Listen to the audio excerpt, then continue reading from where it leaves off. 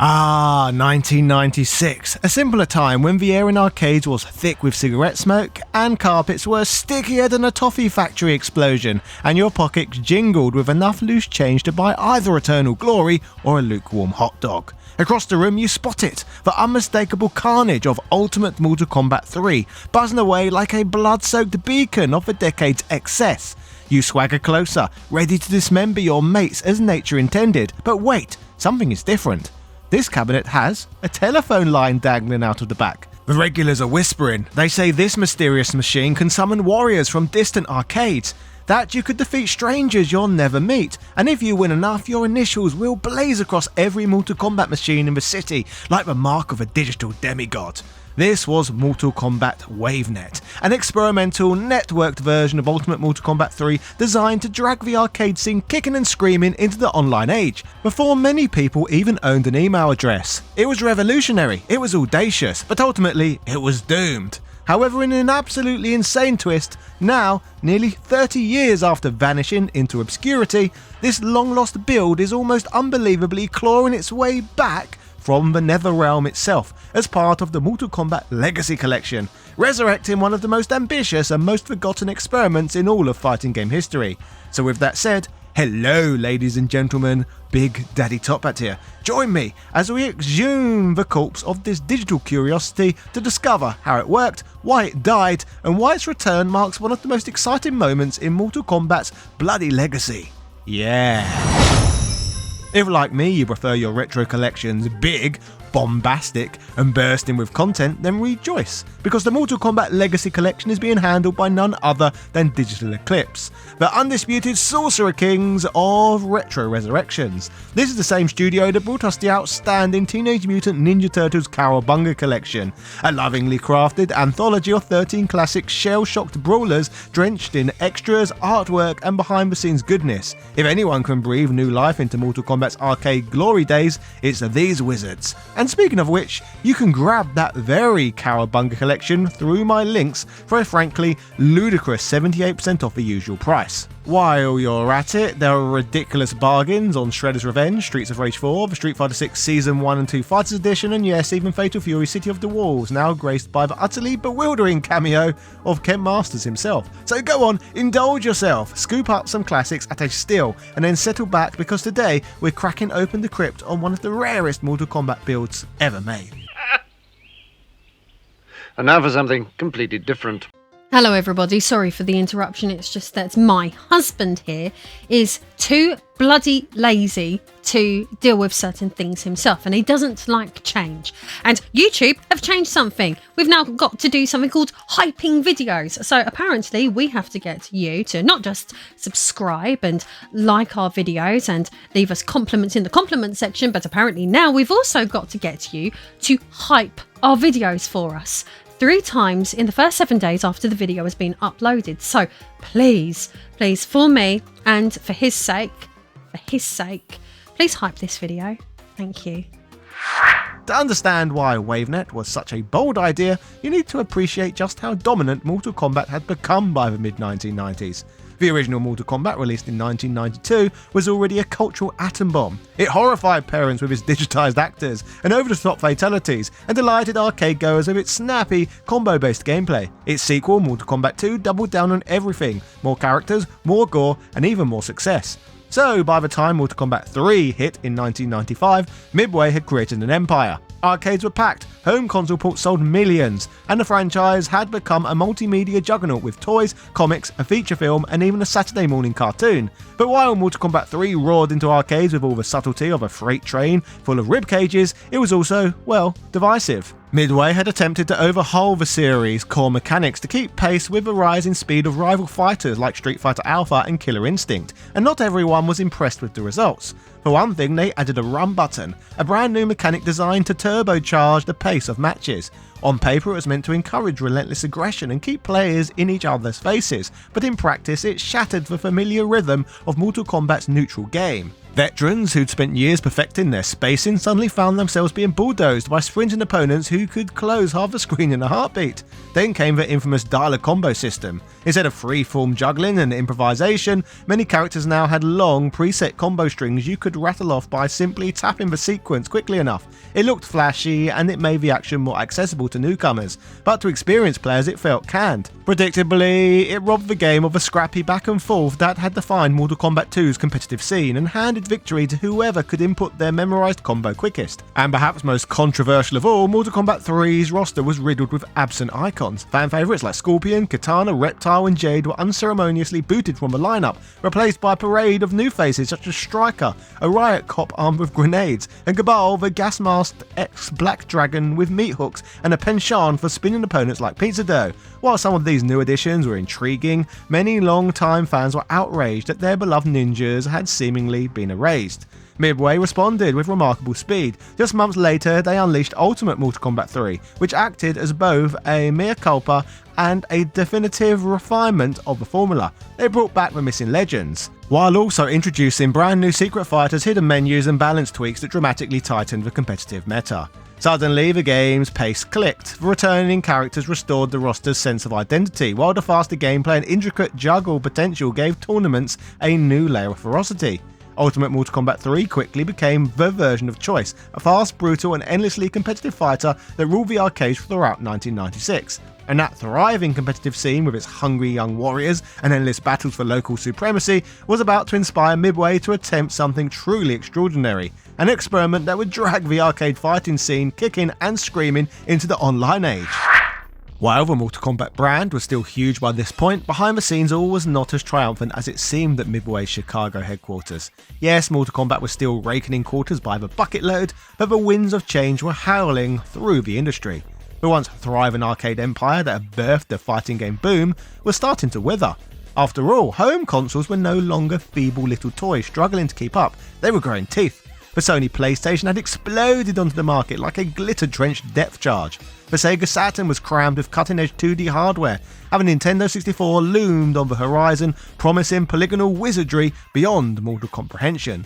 For the first time, players didn't need to brave sticky carpets and second-hand cigarette smoke to experience high-end gaming. They could just fire up their shiny new consoles, sit cross-legged on the living room carpet, and beat 7 shades of stuffing out of their mates from the comfort of their own homes. To Midway, this was an existential threat. Arcades had always thrived on the allure of superior power, the feeling that what lived in the arcades was a generation ahead of anything you could own at home. But if a gap vanished, so too would the foot traffic, and the quarters. So Midway decided that if they couldn't stay ahead graphically, they would instead leap ahead conceptually. Their solution? Something radical: putting the arcades online. To achieve this, they joined forces with another Chicago-based outfit, Incredible Technologies. Together they began quietly developing a bold new networking system known as WaveNet. And make no mistake, for 1996 this was space-age thinking. The plan was to create a city-wide web of connected arcade machines, transforming what had always been isolated local cabinets into nodes of a sprawling competitive network. So here's how it would work. Each participating arcade cabinet would be fitted with a dedicated T1 line, a blazing fast business-grade telephone connection that cost hundreds of dollars a month. These machines would then link back to a centralized matchmaking server housed in Illinois, which coordinated all the connections between them. This meant a player could walk into their local arcade, slap a quarter into the slot, and be instantly matched against another player at a completely different arcade across the city. When the match ended, the system would record the result, update their stats, and even broadcast their name on a region-wide leaderboard for everyone else to see. This concept wasn't just ahead of its time, it was practically from another timeline. To put this technology further into perspective, this was basically Xbox Live in 1996, a full 8 years before Xbox Live would actually launch. At a time when most households were still tying up a family landline just to download a blurry JPEG of a dancing baby, Midway on the other hand was attempting to run real-time online fighting games over leased business phone lines. And to showcase this revolutionary infrastructure, they chose the fiercest, fastest and most popular fighting game in their arsenal, Ultimate Mortal Kombat 3. The plan was nothing less than an attempt to redefine the entire business model of arcades, to turn every arcade cabinet from a lonely quarter eater into a gateway to a vast competitive arena. It seems that Midway weren't just trying to save the arcade scene, they were trying to evolve it. So let's begin to look at how they would roll out this idea. The WaveNet version of Ultimate Mortal Kombat 3 wasn't simply the standard board with a modem gaffer tape to the side. Oh no, this was a bespoke, custom-engineered build, purpose-built to drag Midway's beloved bloodbath kicking and screaming onto the information superhighway. The developers at Midway and Incredible Technologies knew they were attempting something utterly unprecedented, so they stripped the game down and rebuilt it for the brutal realities of mid-90s internet speeds.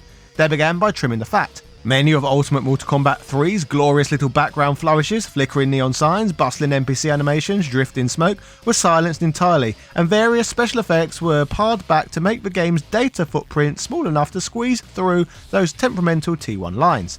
This wasn't just a cosmetic tweak, every byte of data mattered. In an era when most of us were waiting 20 minutes to download a picture of a cat wearing sunglasses, these madmen were trying to transmit frame-perfect martial arts duels across an entire city. Every needless particle effect removed meant a few more frames could sneak through unscathed. WaveNet seemed revolutionary, and quietly laying the foundation for what online competitive gameplay would eventually become. And crazily of all of this almost worked. Well, until the realities of 1990s technology caught up anyway.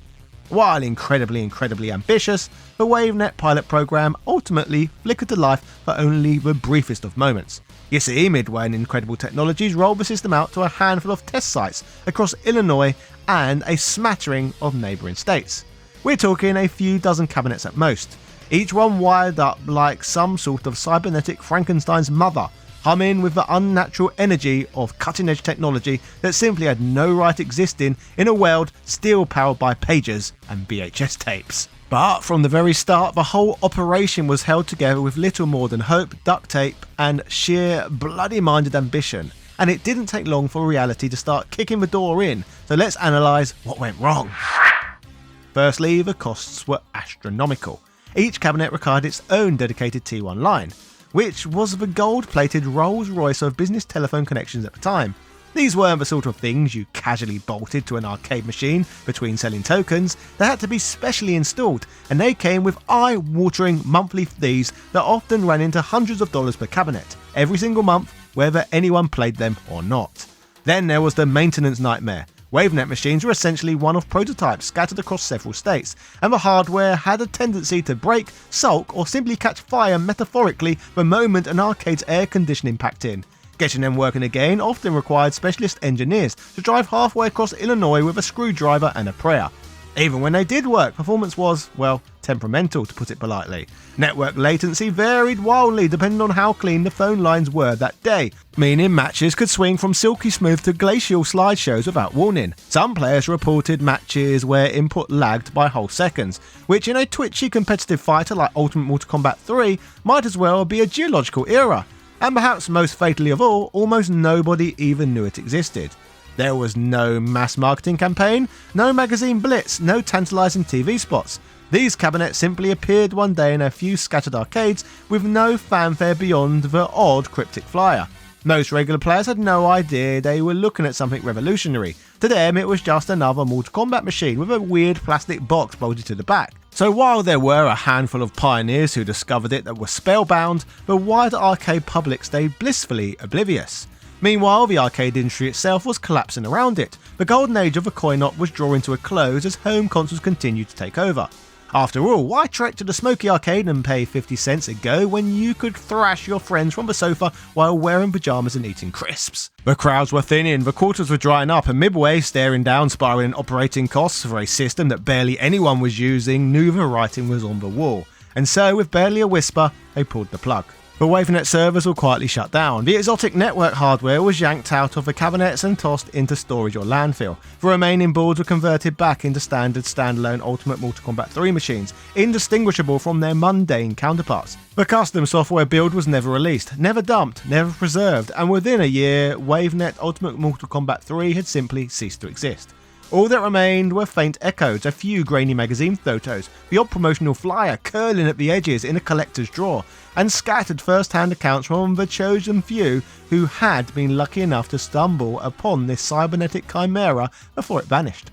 For decades afterwards, the fabled networked build of Ultimate Mortal Kombat 3 was spoken of only in hushed tones. A holy grail of Mortal Kombat history seemingly lost to time as mythical and as unreachable as Shang Tsung's youth. But the longer this title was gone from the world, the more sought after it would become. WaveNet's brief, flickering life only made it more alluring. It wasn't just some obscure variant tucked away in a corner of Midway's archives, it was a glimpse into an entire future that never happened. Long before anyone had even coined the term rollback netcode, before GGPO became the gold standard of online fighting stability, and before the PlayStation Network or Xbox Live had even been dreamed up, Midway had quietly tried to build an online fighting game ecosystem in 1996, and, well, failed. This wasn't just a case of a game being forgotten, it was as though the industry collectively decided to skip forward a decade, peer briefly into the future, then slam the door and pretend it all never happened. And so began the legend. Collectors, historians, and digital preservationists would spend decades chasing shadows of this thing. They scoured the second-hand arcade board market, desperately hoping one of the old cabinets might still have the elusive WaveNet build lurking inside its ROM chips. They trawled Midway's old storage facilities, rooting through dusty warehouses and long-forgotten filing cabinets like Indiana Jones with a soldering iron. But nothing surfaced. Not a single board, not a single disc, not a single byte. This meant that it became widely assumed that the software had been overwritten or destroyed when the test cabinets were converted back into standard Ultimate Mortal Kombat 3 machines, and even if a copy had survived, it would have been completely inert without the original server infrastructure that had been scrapped decades earlier. It was seen as like a fossil with no skeleton to support it, and the impossibility of revival only deepened this mystique. The game became a legend not because millions played it, but because almost no one ever got the chance to. Well, until now. This brings us nicely to today. After nearly 3 decades in limbo, the impossible has happened. The Mortal Kombat Legacy Collection is resurrecting the WaveNet version of Ultimate Mortal Kombat 3, making it playable once more for modern audiences.